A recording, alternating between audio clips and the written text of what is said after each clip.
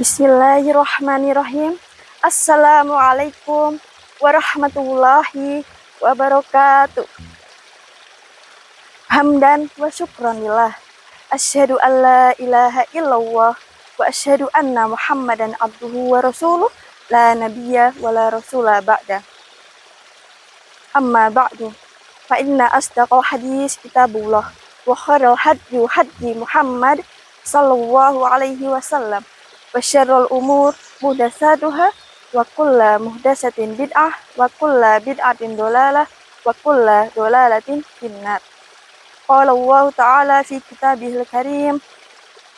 A'udzu billahi minasyaitonir rajim. Syahrul Ramadan alladzi unzila fihil Qur'anu hudal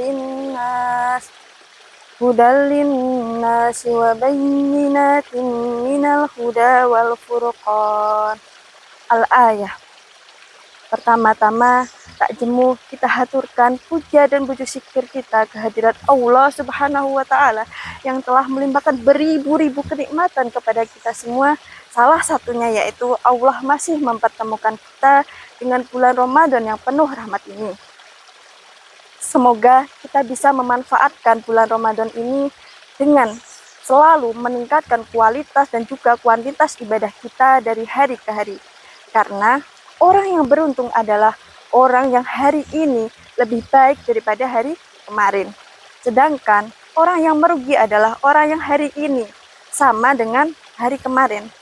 Sedangkan orang yang celaka adalah orang yang hari ini lebih buruk daripada hari kemarin. Bila semoga kita tidak termasuk ke dalam golongan yang kedua ataupun yang ketiga. Salawat serta salam kita haturkan kepada junjungan kita Nabi Agung Muhammad Sallallahu Alaihi Wasallam, karena berkat wasilah beliaulah kita bisa merasakan manisnya iman, manisnya Islam di dalam dada-dada kita di saat ini. Iwafillah rahimakumullah. Berbicara mengenai Ramadan, tentu di pikiran kita, di benak kita terbersit bahwa bulan Ramadan adalah bulan yang penuh dengan keutamaan, penuh dengan keistimewaan. Bagaimana tidak, Allah sendiri menyebutkannya langsung di dalam Al-Quran, yakni di dalam Quran surah Al-Baqarah ayat 185 yang saya bacakan di mukadimah tadi. Tetapi sebagai perempuan, terkadang ada beberapa kondisi atau keadaan yang membuat kita merasa berkecil hati karena tidak bisa berfastabiqul khairat atau berlomba-lomba dalam kebaikan dengan para kaum Adam yang tidak memiliki keterbatasan. Contohnya yaitu ketika perempuan mengalami masa haid atau nifas atau sedang hamil dan menyusui. Tetapi wahai muslimah, jangan berkecil hati. La tahzan, jangan bersedih. Allah sendiri menyebutkannya di dalam Quran surah At-Taubah ayat 40. A'udzu billahi minasyaitonir rajim. Idhuma fil ghari id yaqulu li sahibihi la tahzan innallaha ma'ana. Ketika keduanya berada di dalam gua, keduanya ini siapa yang dimaksud? Yakni Rasulullah dan Abu Bakar. Rasulullah berkata, la tahzan, jangan bersedih, sesungguhnya Allah bersama kita. Jadi tidak sepantasnya kita sebagai muslimah bersedih karena keadaan yang kita terima saat ini, karena haid atau nifas, melahirkan, menyusui, hamil itu merupakan kodrat seorang perempuan. Jadi jangan salah, perempuan juga bisa loh berlomba-lomba dalam kebaikan dengan para kaum Adam. Bagaimana caranya? Pertama adalah dengan menyiapkan hidangan berbuka puasa. Sudah menjadi kelaziman atau keumuman di daerah kita bahwa yang menyiapkan hidangan berbuka puasa adalah perempuan. Benar sekali. Tetapi tidak menafikan ada beberapa laki-laki yang ikut menyiapkannya. Tetapi tetap saja peran terbesar diambil oleh perempuan. Jika jam berbuka puasa itu adalah sekitar pukul jam 6 sore, maka mungkin perempuan sudah menyiapkannya. Sejak pagi mereka memikirkan menu apa ya yang kira-kira cocok untuk keluarga saya hari ini. Kemudian perempuan berbelanja, baru memasak dan memprosesnya sehingga bisa tersaji di meja makan. Nggak mungkin kan makanan itu tiba-tiba macling gitu aja langsung tertata rapi di meja makan, pasti ada yang menyiapkannya.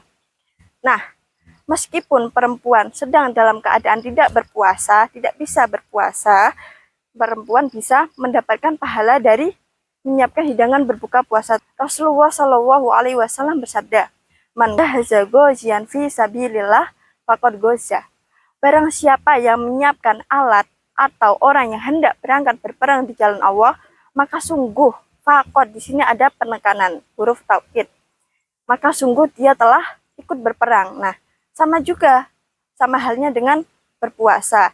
Jika dia tidak bisa berpuasa, maka ia juga insya Allah akan mendapatkan pahala puasa jika menyiapkan hidangan untuk orang yang berbuka puasa. Yang kedua adalah dengan membangunkan dan menyiapkan santapan sahur. Rasulullah Shallallahu Alaihi Wasallam bersabda, "Tasahharu fa inna fis sahuri barokah."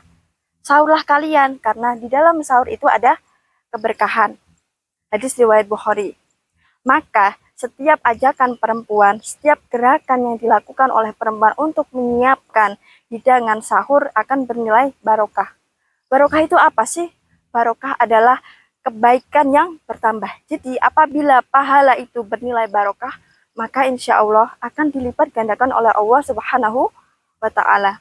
Jadi misalkan nih, ada saya sebagai istri, saya membangunkan keluarga saya untuk bangun. Misalkan suami saya, Yahya atau Abi atau Bapak, ayo bangun, kita sahur.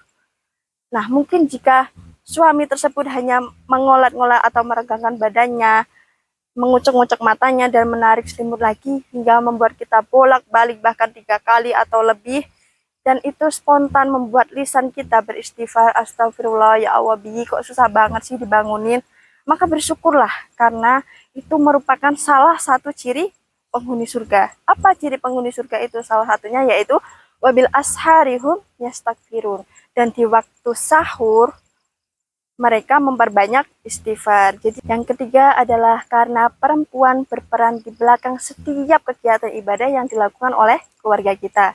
Sebagai contoh, ada seorang suami yang hendak pergi ke musola untuk melaksanakan sholat berjamaah.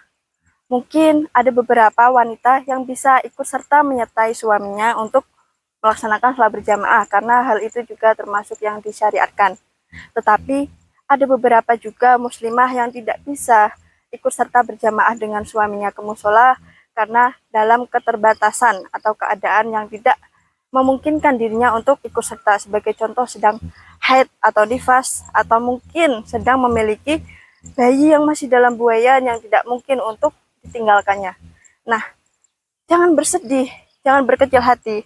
Jika kita menyiapkan pakaian yang dipakai oleh suami kita misalnya untuk berangkat ke musola, kita yang menyiapkan sajadah peralatan sholat yang digunakan oleh anak-anak kita untuk pergi ke musola, insya Allah kita juga akan mendapatkan pahala. Di balik keterbatasan itu terbuka lebar amal yang bisa kita lakukan jika kita mau memanfaatkannya dengan sebaik-baiknya, dan kita niatkan yang pertama adalah untuk mencari ridho Allah semata. Mungkin cukup sekian yang bisa saya sampaikan, semoga bermanfaat. Kurang lebihnya saya mohon maaf. Syukron kasirun ala ihtimamikum. Albiru manittaqo. Wassalamualaikum warahmatullahi wabarakatuh.